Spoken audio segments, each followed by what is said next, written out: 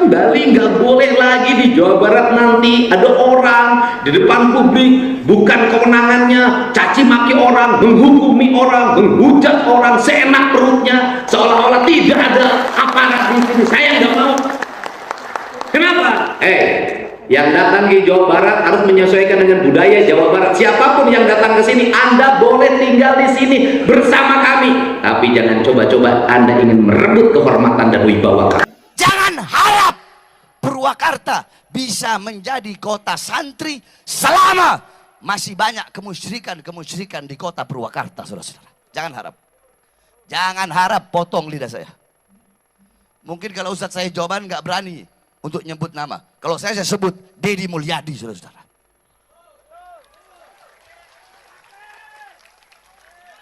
Nah, Jokowi aja saya sebut, apalagi Deddy. Kalau dia sampai jadi gubernur Jawa Barat, maka Jawa Barat akan dia bikin jadi daerah yang penuh dengan kemusyrikan, saudara-saudara. Makanya yang kayak begitu harus ditumbang. Harus ditumbang. Pemilihan gubernur bukan untuk hanya sekedar berkuasa, tetapi ingin memanfaatkan kekuasaan itu demi kebaikan warga, demi kebaikan warga Jawa Barat. Kalau hanya sekedar berkuasa, saya nggak mau. Saya ingin memanfaatkan uang anggaran APBD yang hampir sekarang 30 triliun itu bermanfaat bagi jalan, bagi pembangunan rumah rakyat miskin, bagi pendidikan anak-anak Jawa Barat ke depan sehingga profesional di bidangnya, bagi penataan lingkungan hidup agar tidak terus-terusan orang serakah tebangin pohon, gali tambang yang mengakibatkan kerusakan lingkungan tanpa perhitungan yang memadai. Ingin nyelamatin para petani, nelayan, tukang beca semua. Semoga ini menjadi langkah terbaik bagi kepentingan masyarakat, dan semoga niat saya bukan untuk hanya sekedar berkuasa, apalagi menumpuk kekayaan, bukan, tapi niat saya adalah untuk mengabdi pada kepentingan masyarakat, bermanfaat bagi orang-orang miskin, bermanfaat bagi anak-anak yatim. Tantangan iman di zaman sekarang, saya mau tanya, besar atau kecil? Yang sering ngerusak iman umat ada atau tidak? Ayah apa loba? Ayah apa loba? Apalagi di Purwakarta, betul? Betul? Betul? Saya mau tanya, di Purwakarta yang sering menebarkan kesesatan ada tidak? Ada tidak? Saat jadi bupati di Purwakarta menebarkan kesesatan dengan berbagai macam perayaan, ada tidak? Ada tidak? Mau jadi gubernur, lo mau nyebarin kesesatan satu provinsi. Saya mau tanya, kalau yang kayak begini biarin apa lawan? Biarkan atau lawan? Saya mau tanya, warga Jawa Barat rela tidak gubernurnya suka kesesatan? Rela atau tidak? Rela atau tidak? Obsesi diri saya itu ada dua sebenarnya. Yang pertama adalah obsesi ideologis. Obsesi ideologis apa? Saya ngerti bangsa ini dibangun dengan landasan Pancasila. Saya ngerti bangsa ini dibangun dalam landasan konstitusi Undang-Undang Dasar 1945. Dan itu sumpah setia seorang tentara, sumpah setia seorang Polri. Tetapi saya melihat dalam perjalanannya bangsa ini mengalami penyimpangan ideologi, bahkan ideologinya pudar. Makin kesini orang makin tidak punya keberanian untuk menegakkan Pancasila secara benar. Kenapa? Bukankah Pancasila diucapkan? Tidak, menurut saya Pancasila diucapkan, tetapi banyak sekali di antara kita yang melakukan pembiaran, terutama di Jawa Barat, pada orang. Untuk apa?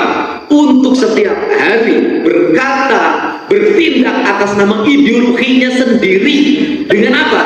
Dengan mengecilkan, dengan menghadri, dengan mencaci maki ideologinya orang lain dan dibiarkan oleh negara. Sehingga ketika kemarin ada debat tentang intoleransi di Jawa Barat, saya katakan orang Jawa Barat itu toleran. Toleran pada intoleran. Kenapa?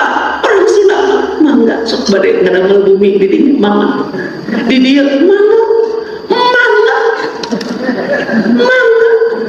mangga terus empek, kerangka ini cocok. Kalau apa?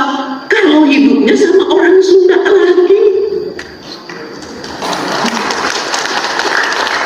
Nah, apa sih ingin dikembalikan? Saya ingin kembalikan kembali, nggak boleh lagi di Jawa Barat nanti ada orang di depan publik, bukan kewenangannya caci maki orang, menghukumi orang, menghujat orang seenak perutnya, seolah-olah tidak ada aparat di sini. Saya nggak mau.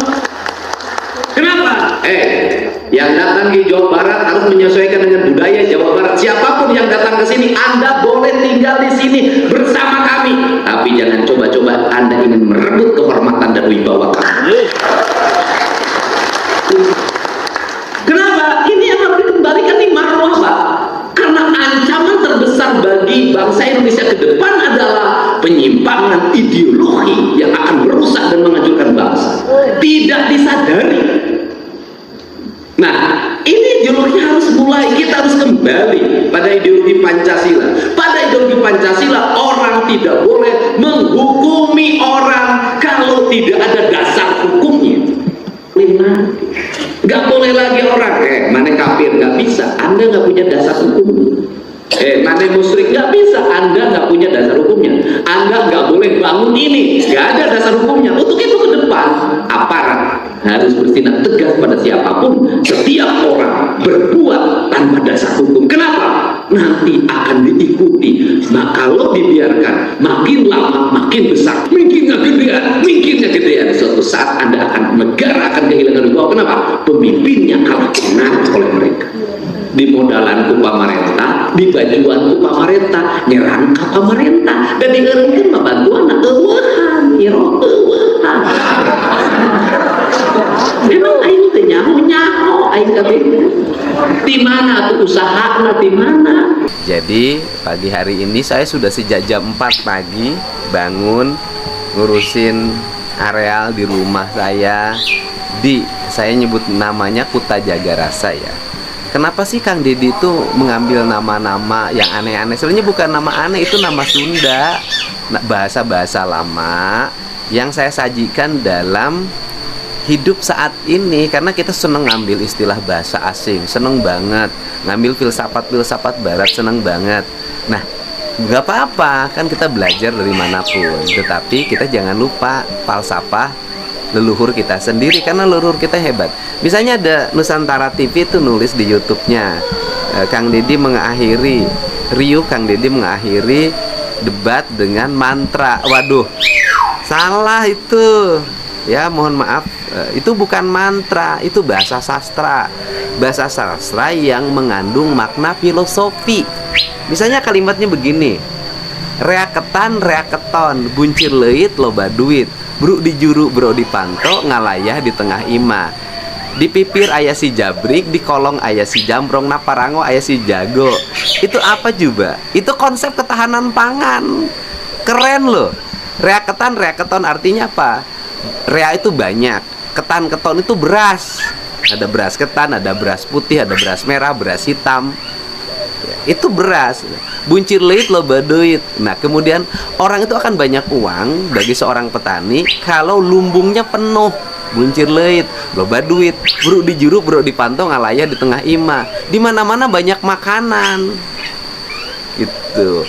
Di sebelah sini ada pisang, di sebelah sini ada nangka, di sebelah ini ada pete, ada jengkol, ada cengek, ada cabai, ada engkol. Banyak kalau ya di tengah ima, gitu kan. Terus di pipir ayah si jabrik. Apa itu pipir tuh? Samping rumah. Si jabrik itu apa? Kambing, domba. Di kolong ayah si jamrong. Si jamrong tuh apa? Si jamrong masih kambing juga, domba juga, gitu loh. Si jabrik, si jamrong, ya kan. Karena dulu orang tua kita dulu rumahnya itu rumah panggung, di bawahnya di kolongnya suka disimpan di tempat untuk beternak. Nah, parango ayah si jago. Nah, parango itu apa sih? Nah, itu masih di rumah itu ada namanya parango kalau dulu, kalau rumah panggung. Parango si jago tuh ayam. Jadi di seluruh lingkaran rumah kita itu dipenuhi oleh hewan ternak.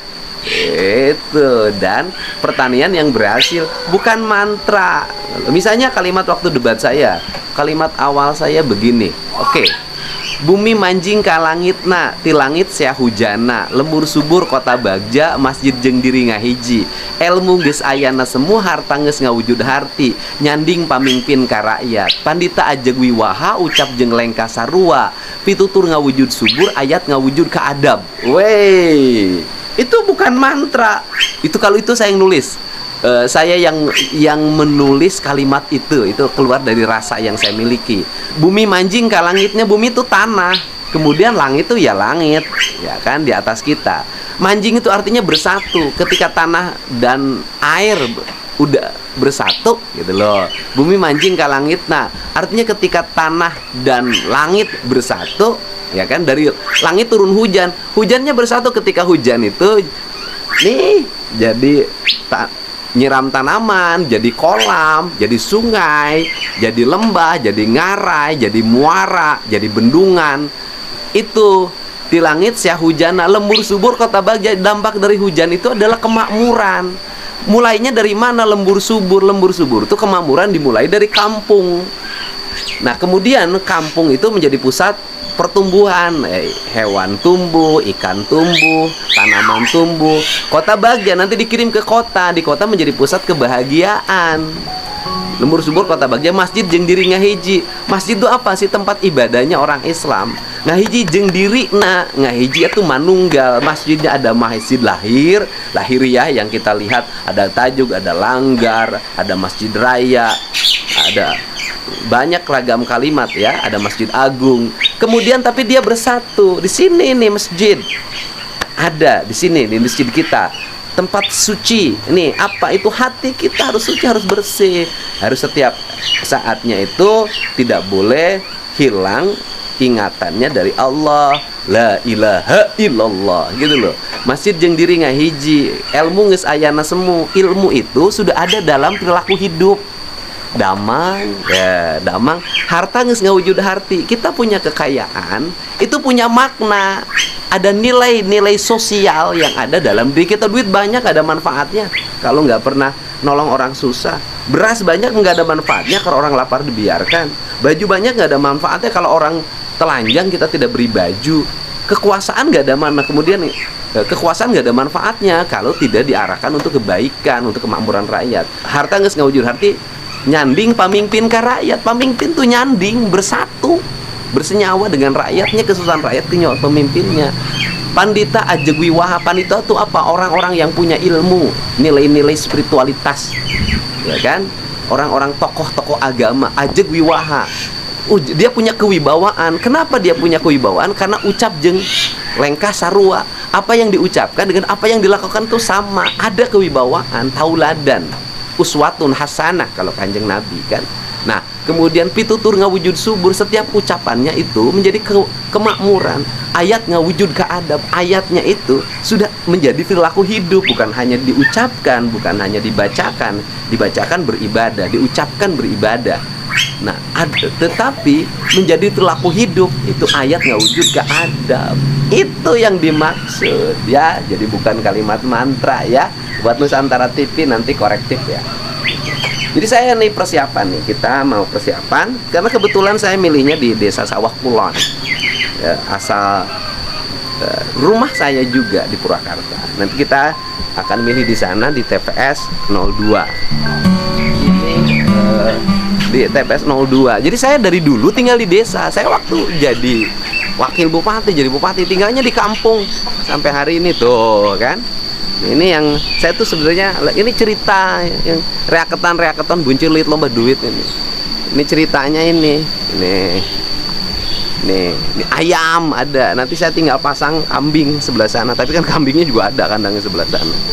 Ini saya mengadopsi dari nilai-nilai masa lalu kita, arsitekturnya diterapkan. Orang nanya ke saya, ini siapa sih perancangnya? Enggak, saya ngarang sendiri. Nih, ini kan. Ini bayangin di samping rumah kita. Di samping rumah kita ini saya memanfaatkan sungai yang lewat. Ini air sungai. Air sungainya lewat. tuh. Dari kehidupan tuh. Tuh.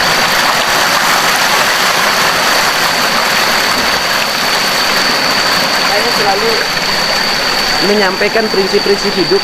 Nggak boleh Allah menciptakan air, nggak boleh kita sia-siakan. Allah menciptakan matahari, nggak boleh kita sia-siakan. Allah menciptakan angin, nggak boleh sia-siakan. Saya ngomong sehingga listrik di desa itu nanti harus memanfaatkan energi lingkungan. Artinya nanti listrik kita kembangin di desa-desa, listrik yang bertenaga surya, bertenaga air, bertenaga angin. Di negara lain udah maju seperti itu. Kita harus melakukan gitu loh. Dan saya tidak mungkin berucap kalau saya tidak melaksanakannya. Saya ngomong pertanian, ya saya melaksanakan pertanian. Nah kemudian ini bangunan rumah nih depan baru selesai. Itu dibangun arsitektur lokal. Saya memanfaatkan bambu, memanfaatkan kayu, memanfaatkan injuk. Jadi saya ingin negeri ini dibangun berdasarkan energi kekayaan yang kita miliki. Dan kekayaan yang terbaik yang kita miliki harus digunakan oleh kita, bukan dikirim ke negara lain. Kayu terbaik harus kita pakai, bambu terbaik harus kita pakai, ikan terbaik harus kita pakai, makanan terbaik harus kita yang menikmati. Jangan dikirim keluar terus demi uang. Ngapain? Allah menciptakannya untuk kita kok. Kalau kita ngirim-ngirim keluar hanya untuk demi dapat duit, kemudian mengorbankan sesuatu yang terbaik dikirim keluar dan kita tidak menikmati, ingat loh, kita mengingkari apa yang Allah berikan pada kita. Itu kalau kata kiai itu dalam Quran itu lain sakartum la ajidanakum wa lain kafartum inna azabilah sadid. Kalau ngucapinnya salah mohon maaf, saya bukan kiai. Ya artinya apa? Artinya orang yang tidak bersyukur kepada Allah, maka orang yang bersyukur pada Allah maka nikmatnya ditambah. Orang yang kufur terhadap Allah, tidak bersyukur, mengingkari terhadap Allah yang berikan, maka Ajab itu kemiskinan, kelaparan, bencana alam. Bisa jadi kalau itu diakibatkan oleh perilaku kita yang merusak.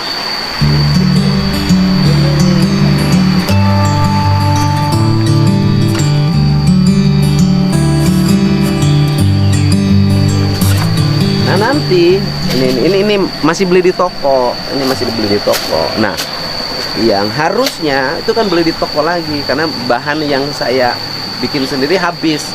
Harusnya itu, dan saya suka pakai, harusnya itu adalah dari sampah organik. Nanti dibikin maggot, dibikin makanan pelet kayak gini. Ini bisa kan bikin makanan. Kan jadi subur begini.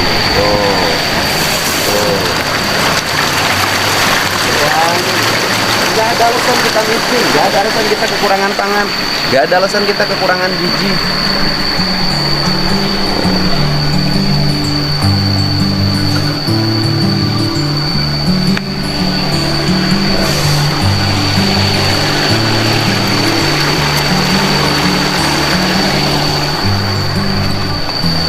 Ikan di mana-mana ikan, ya minimal kalau hanya untuk makan cukup. Saya makan di sini jarang beli, memang sudah ada di sini.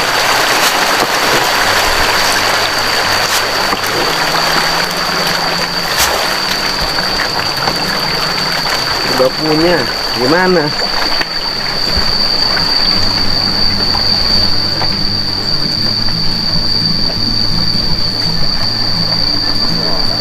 Bagaimana Bia? Bagus tempatnya? Bagus. Rapi? Rapi. Oh, ya hari ini milih. Ini belum rapi nih dia nyapunya nih. Ya, belum.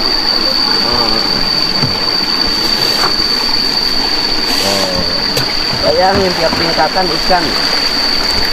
Ke tingkatan, kan?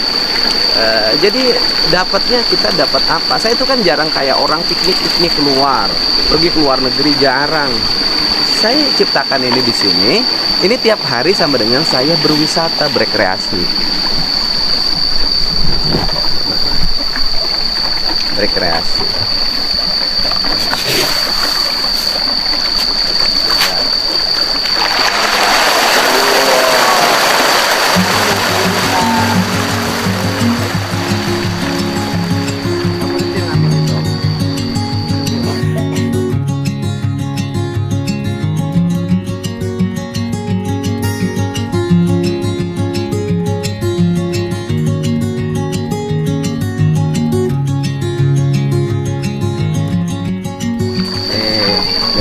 Kan bagus kan arsitektur lokal kita.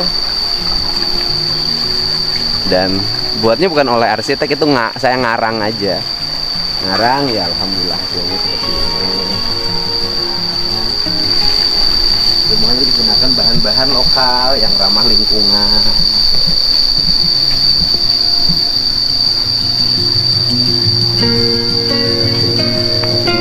Udah ikut. Udah.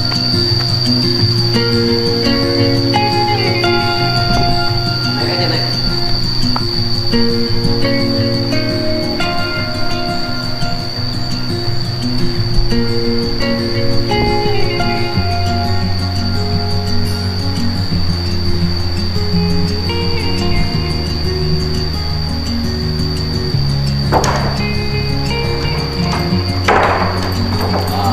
Ya kan? Ya kan bikin suasana mataharinya masuk. Ini konsep Sunda loh. Konsep Sunda itu rumah itu menghadap utara dan ke selatan hukumnya orang Sunda. Hukumnya leluhur Sunda agar matahari masuk dari timur dan dari barat. Kalau baratnya di sini sudah hutan gitu loh. Ini kayak gini, dibikin tinggi. Ini bahannya dari bambu semuanya. Yang ngerjainnya orang Tasik. Ini ada perpaduan unsur budaya Jawanya, ukiran tuh. Kemudian ini segitiga, namanya Balai Tritangtu. Balai Tritangtu itu balai tempat berkumpul, tempat keluarga, tempat warga, tempat sahabat untuk berkumpul, ngariung orang Sunda. Tri itu 3, tangtu yang menentukan. Apa itu? Selalu saya ngomong, Gunung kudu awian, Lengkop kudu balongan, Lebak kudu sawahan, Rama Resip Rabu gitu ya. Ini, dan sekarang saya tradisi ya menghadapi hal-hal yang bersifat strategik, hal-hal yang istimewa, pasti diawali dengan ziarah. Ziarahnya kemana? Ke makam ibu, ke makam bapak. Saya tidak, ya hak setiap orang ya untuk berziarah kemanapun. Itu hak saya. Kita tidak boleh mencampuri urusan orang. Tetapi kalau saya pribadi, saya lebih mengistimewakan makam ibu dan bapak saya dibanding dengan makam-makam yang lain. Tapi kalau ada yang mengistimewakan makam yang lain, yaitu hak setiap orang, ya. Tapi bagi saya, makam yang istimewa itu adalah makam ibu dan bapak saya.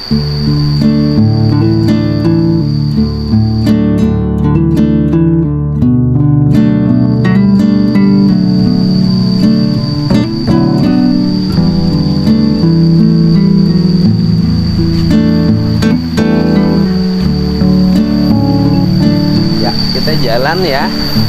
Kita jalan menuju makam Mi.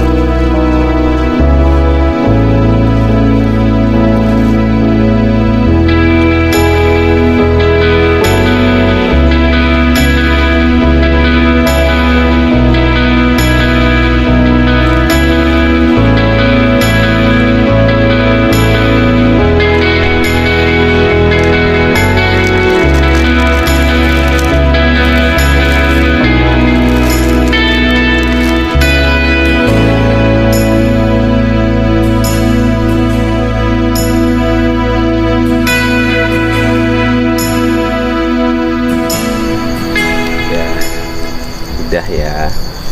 Semoga Ibu Mi, Bapak, ada Ade, kakak saya kedua di atas. Kan saya 9 bersaudara. Kedua di atas namanya Wade dan Kang Suparyono, ketiga dari atas. Dan semoga perjalanan ini dilancarkan dan pemilihan gubernur bukan untuk hanya sekedar berkuasa, tetapi ingin memanfaatkan kekuasaan itu demi kebaikan warga, demi kebaikan warga Jawa Barat. Kalau hanya sekedar berkuasa, saya nggak mau. Saya ingin memanfaatkan uang anggaran APBD yang hampir sekarang 30 triliun itu bermanfaat bagi jalan, bagi pembangunan rumah rakyat miskin, bagi pendidikan anak-anak Jawa Barat ke depan sehingga profesional di bidangnya, bagi penataan lingkungan hidup agar tidak terus-terusan orang serakah tebangin pohon, gali tambang yang mengakibatkan kerusakan lingkungan tanpa perhitungan yang memadai. Ingin nyelamatin para petani, nelayan, tukang beca semua.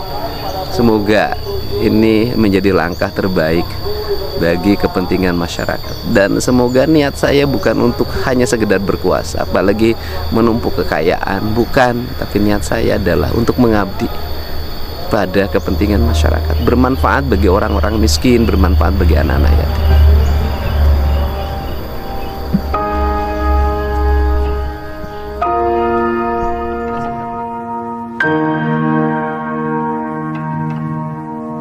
Kang Deddy Mulyadi dengan ketulusan hatinya serta visi dan misi yang ingin memakmurkan Jawa Barat berbuah manis. Ini berbalik dengan kondisi Bahar bin Smith yang mana sempat mencaci maki dan menuduh jika Jawa Barat dipimpin oleh Kang Deddy Mulyadi akan menjadi kota yang penuh dengan kemusyrikan.